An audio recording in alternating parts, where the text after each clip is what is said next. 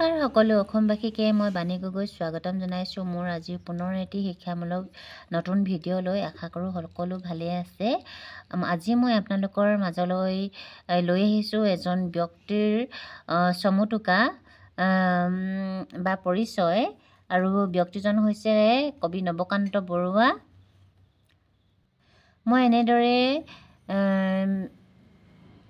শিক্ষামূলক ভিডিঅ'ৰ জৰিয়তে আপোনালোকৰ মাজলৈ সহজতে যাতে আপোনালোকে নিজৰ হাততে বা মোবাইলৰ জৰিয়তে যিকোনো তথ্য বা কিছু বস্তু যি নোট হয় শিক্ষামূলক, সেই নোটসমূহ যাতে সহজলভ্য হয় আপোনালোকৰ বাবে পাবলৈ, সেইকাৰণে মই এনেদৰে মোৰ কাষত থকা বা ওচৰত থকা কিতাপসমূহৰ পৰাই বা পুথিসমূহৰ পৰাই এনেদৰে নোটসমূহ দাঙি ধৰিব বিচাৰোঁ।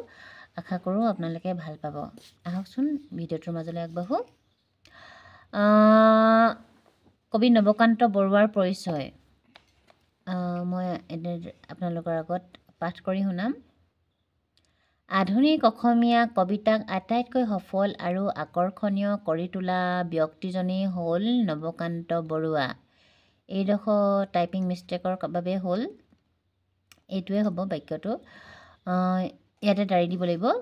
1926 চনত নগাঁৱত জন্মগ্ৰহণ কৰা বৰুৱাদেৱে 1941 চনত নগাঁও চৰকাৰী উচ্চতৰ মাধ্যমিক বিদ্যালয়ৰ পৰা প্ৰৱেশিকা পৰীক্ষাত উত্তীৰ্ণ হয়।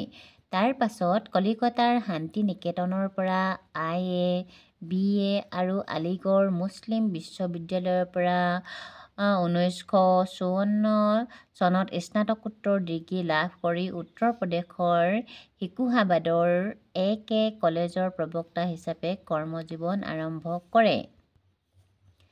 যোৰহাটৰ JB কলেজত কিছুদিন শিক্ষকতা কৰাৰ পাছত কটন কলেজৰ অধ্যাপক হিচাপে কাৰ্যনিৰ্বাহ কৰে।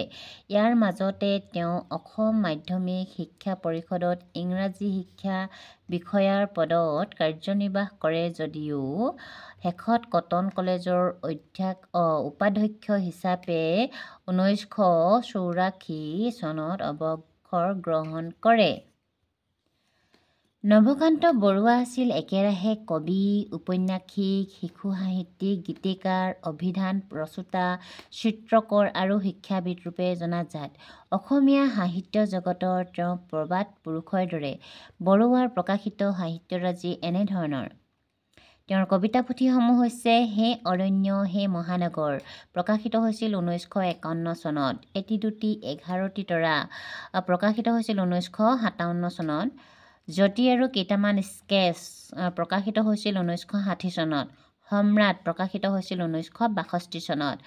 ৰাৱণ, প্ৰকাশিত হৈছিল 1963 চনত। মোৰ আৰু পৃথিৱীৰ, প্ৰকাশিত হৈছিল 1973 চনত। ৰত্নাকৰ, প্ৰকাশিত হৈছিল 1986 চনত।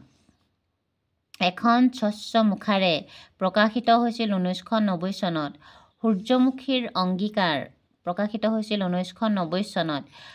দলঙত তামিঘৰা, প্ৰকাশিত হৈছিল 1999 চনত। এইসমূহ তেওঁৰ কবিতা পুথি।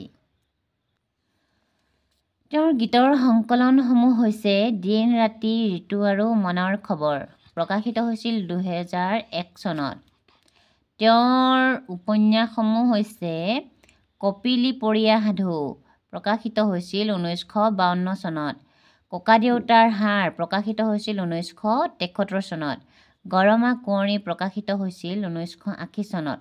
মানুহ আটাইবোৰ দ্বীপ, প্ৰকাশিত হৈছিল 1982 চনত। অপদাৰ্থ, প্ৰকাশিত হৈছিল 1981 চনত।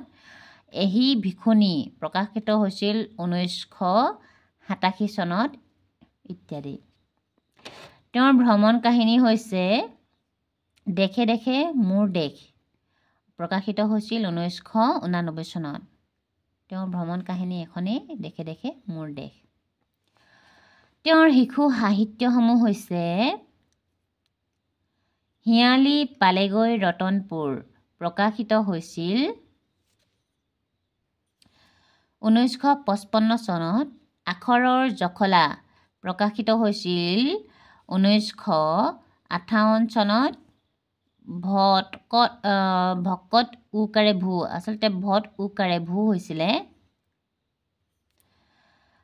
প্ৰকাশিত হৈছিল 1960 চনত মাখনৰ কুকুৰা পোৱালি প্ৰকাশিত হৈছিল 1962 চনত মই টুনিয়ে টুনটুনালো প্ৰকাশিত হৈছিল 1981 চনত গোপাল আৰু বেলি ফুল প্ৰকাশিত হৈছিল 1981 চনত মনত পৰাৰ শব্দ প্ৰকাশিত হৈছিল 1984 চনত কিশোৰ ৰামায়ণ 1957 চনত প্ৰকাশিত হৈছিল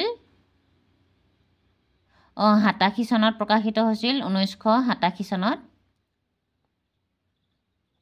উমলা ঘৰৰ পুথি প্ৰকাশিত হৈছিল 1991 চনত মোৰ কিতাপ 2001 চনত প্ৰকাশিত হৈছিল ন আইতাৰ কথা 2002 চনত প্ৰকাশিত হৈছিল তেওঁৰ অভিধানসমূহ হৈছে অসমীয়া আধুনিক অভিধান গাৰো ইংৰাজী অসমীয়া অভিধান অনুবাদ গ্ৰন্থ হৈছে বিশ্ব মানৱৰ অভিমুখে ৱাল্ট হুইটমেনৰ 100 কবিতা নজৰুল ইছলামৰ কবিতা সুমিত্ৰা নন্দন পন্তৰ কবিতা আদি অন্যান্য গ্ৰন্থসমূহ হৈছে অসমীয়া চন্দ্ৰশিল্পৰ ভূমিকা 1962 চনত প্ৰকাশিত 1990 চনত অসম সাহিত্য সভাৰ বিশ্বনাথ চাৰিআলি অধিৱেশনৰ বৰুৱাদেৱ সভাপতি আছিল 1974 চনত তেওঁ মোৰ আৰু পৃথিৱীৰ কাব্যগ্ৰন্থৰ বাবে অসম প্ৰকাশন পৰিষদ বঁটা 1975 চনত ককাদেউতাৰ হাড় উপন্যাসৰ বাবে সাহিত্য অকাডেমী বঁটা 1976 চনত পদ্মভূষণ উপাধি 1993 চনত অসম উপত্যকা সাহিত্য বঁটাৰে সন্মানিত হৈছিল 2002 চনত বৰুৱাদেৱৰ জীৱন যাত্ৰাৰ সামৰণি পৰে আধুনিক অসমীয়া কবিতাক সকলো ফালেদি সমৃদ্ধ কৰি বিশ্ব দৰবাৰলৈ নিয়াত নৱকান্ত বৰুৱাৰ অৱদান অপৰিসীম তেওঁৰ কবিতাসমূহৰ মাজত শান্তি ঐক্য আৰু প্ৰেমৰ বাণী বিৰাজমান বৰুৱাৰ কবিতাত অন্তৰ্নিহিত উল্লেখযোগ্য বৈশিষ্ট্য কিছুমান হৈছে মানৱৰ প্ৰতি গভীৰ আস্থা প্ৰখৰ ইতিহাস চেতনা বিজ্ঞান ৰাজনীতি দৰ্শন ইত্যাদি বিষয়ত গুৰুত্ব প্ৰদান নগৰীয়া যান্ত্ৰিক জীৱনৰ ক্লান্তি আৰু নিঃসংগতাক উপলব্ধি মৃত্যু চেতনাৰ কৰুণ সুৰ নাৰীৰ মমতাময়ী স্বৰূপৰ প্ৰতি শ্ৰদ্ধা গভীৰ অধ্যয়নপুষ্ট মন আৰু সংবেদনশীল হৃদয়ৰ সংমিশ্ৰণ ব্যক্তিগত আৱেগ অনুভূতিতকৈ সামূহিক চিন্তাত গুৰুত্ব প্ৰদান জীৱনৰ প্ৰতি গভীৰ প্ৰেম শান্তিৰ প্ৰয়াস এইবোৰৰ উপৰিও নৱকান্ত বৰুৱাৰ কবিতাৰ অনেক স্বকীয় বৈশিষ্ট্য উদ্ভাসি উঠা দেখা যায় 19শ শতিকাত অসমীয়া মানুহে নগৰকেন্দ্ৰিক আৰু বাণিজ্যকেন্দ্ৰিক আধুনিকতাৰ সংমিশ্ৰণলৈ আহিছিল নগৰকেন্দ্ৰিক জীৱনৰ আধুনিকতাৰ প্ৰতি ব্যক্তিমনৰ সচেতন সঁহাৰি প্ৰথম নৱকান্ত বৰুৱাৰ কবিতাত ধৰা পৰিছিল কাব্যিক আৱেগ প্ৰকাশ কৰোঁতে নিজকে কিদৰে নিৰপেক্ষভাৱে ৰাখিব লাগে সেই কৌশল বৰুৱাই জানিছিল আৱেগৰ বুদ্ধিক পৰীক্ষাগাৰত ৰাখি তাক নিয়ন্ত্ৰিত ৰূপত কবিতাত প্ৰকাশ কৰিছিল বাবেই বৰুৱাৰ কবিতাত ব্যৱহৃত ভাষা বৰ মননশীল আৰু শক্তিশালী সেইবাবেই বৰুৱাৰ কবিতাসমূহক আধুনিক অসমীয়া কবিতাৰ সাৰ্থক আৰু সফল উদাহৰণ হিচাপে মানি ল'ব পাৰি এয়া আপোনালোকৰ আগত মই দাঙি ধৰিলোঁ নৱকান্ত বৰুৱাৰ পৰিচয়ে বা তেওঁৰ এটি চমুটোকা আশা কৰোঁ আপোনালোক ভিডিঅ'টো চাই কিছু উপকৃত হ'ল নৱকান্ত বৰুৱাৰ বিষয়ে অকণমান হ'লেও জানিব পাৰিলে ভিডিঅ'টো যথেষ্ট দীঘলীয়া হৈছে আৰু কিবা যদি মাজতে ভুল ত্ৰুটি থাকি গৈছে আপোনালোকে শুধৰাই ল'ব ভুল হৈছে যদি কিবা ক্ষমা কৰিব আৰু আজিলৈ আহিছোঁ নহ'লে ধন্যবাদ জয় আই অসম পুনৰ এটি নতুন শিক্ষামূলক ভিডিঅ'ৰ সৈতে পুনৰ লগ পাম ধন্যবাদ